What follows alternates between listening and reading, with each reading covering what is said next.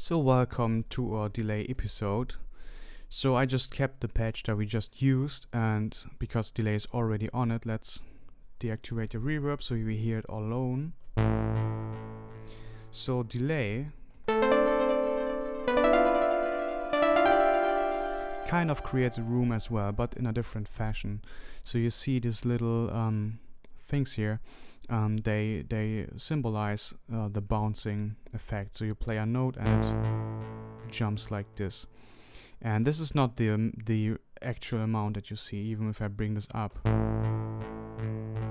can see it will bounce way longer than you see here.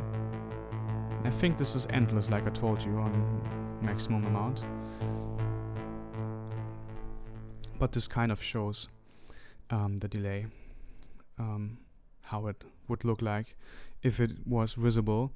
And yeah, like the buttons, you have the stereo spread button here, which again is just making this bounce more between your left and right speakers.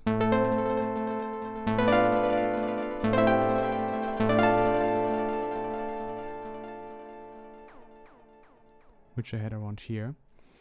Then the feedback, as you just noticed, it determines how long the tail is,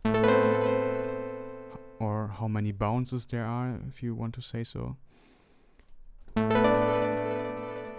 So here you need to be careful with, some of my patches actually have a really long delay time, but if you make it too long, like something like this,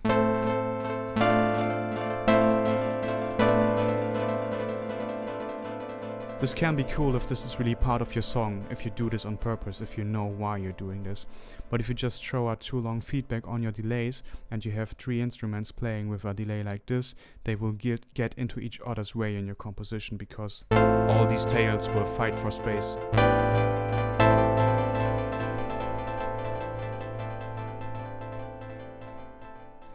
Then we have fine tune. As you know what fine tune does in the synthesizer, we have used it so many times, it just shifts the pitch.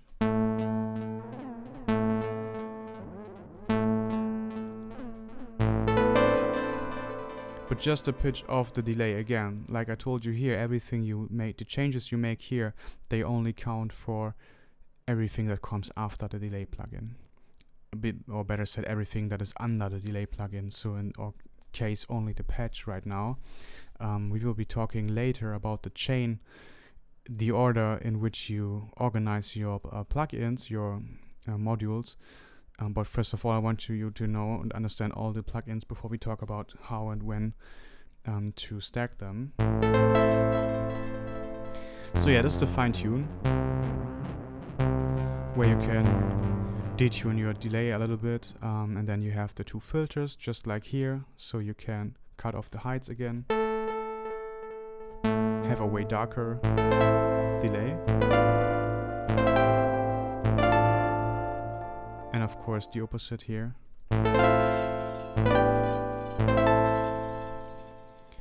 And we have the ping pong button, which makes the delay bounce between both sides.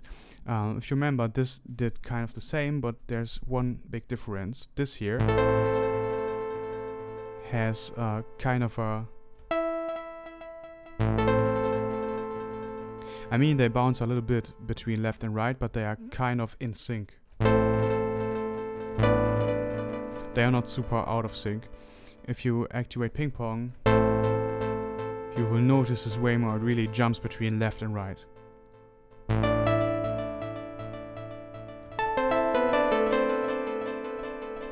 On headphones you should really hear this pretty well. I don't know how it's on speakers now, but it should be audible as well, pretty good.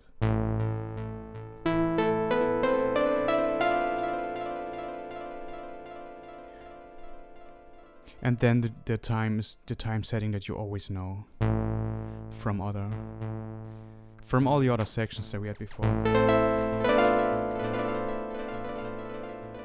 So let's rather look into another delay, which is the tape echo first of all.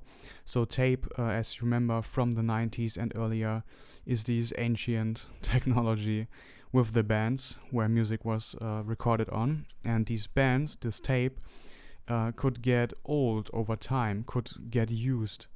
And if it was overused at a certain point, it started to be a little bit unstable, which introduced a little shift in the pitch sometimes, and had some warm analog feeling what people like. So tape echo kind of simulates this.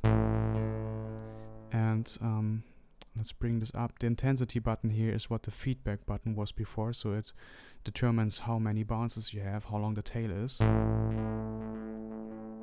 So you notice when this delay disappears, it's a little bit low in quality. It has some fine-tune instabilities, so a little bit pitch shift. And has a warm character, as people say. So this is subjective. Maybe you could say it sounds cold to you. That's fine. Just saying what people usually connect with tape echoes. They say it's warm.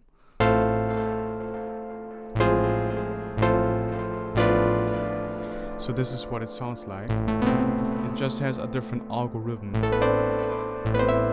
The settings are all the same. You can again go ping pong.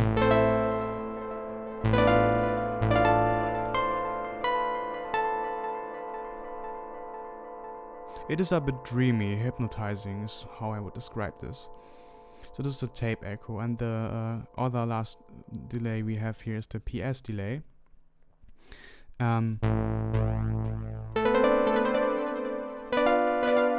And the cool thing about this is this pitch shift button. So as you see, if I move this, it changes the bounces. The bounces now go upwards.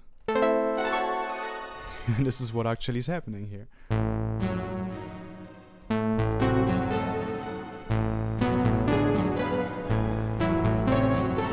This is kind of really experimental delay. And then of course you can do cool things like this. If I move this. So this is an opportunity for you to modulate this with LFOs or with your mod wheel or anything to get cool effects out of it.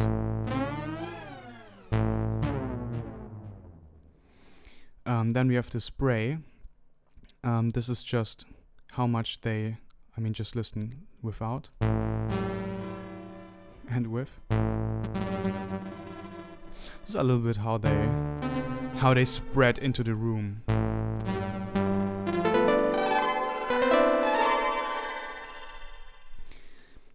Then we have the filters, as you know. Again, the same thing. So here, really dark if we filter off all the high frequencies. The feedback is how long the tail is, as you have seen earlier, previously. How many bounces we have. So I could start on a really no load here.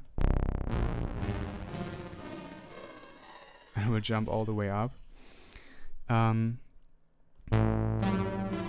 Then we have stereo offset.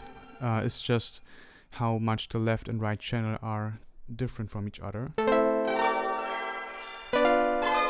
Basically it gives a little bit more of a wide stereo sound.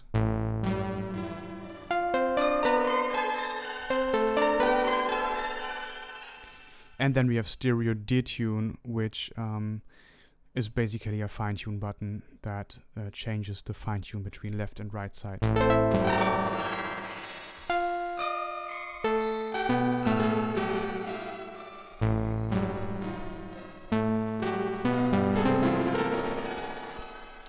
So yeah, this is basically how this one here works.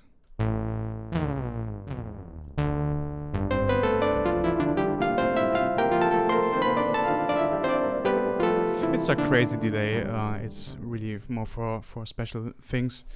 I could imagine as well if you score some horror music, you could probably do crazy stuff with this. Especially if you load in some cello samples here. Make a cool patch with cello and some creepy synth, and then do something like this stuff here. And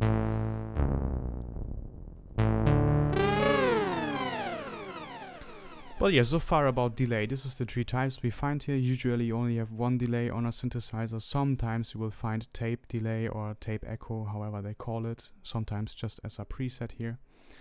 And other synths, but that's about delay. Your second best opportunity next to the reverb to create room.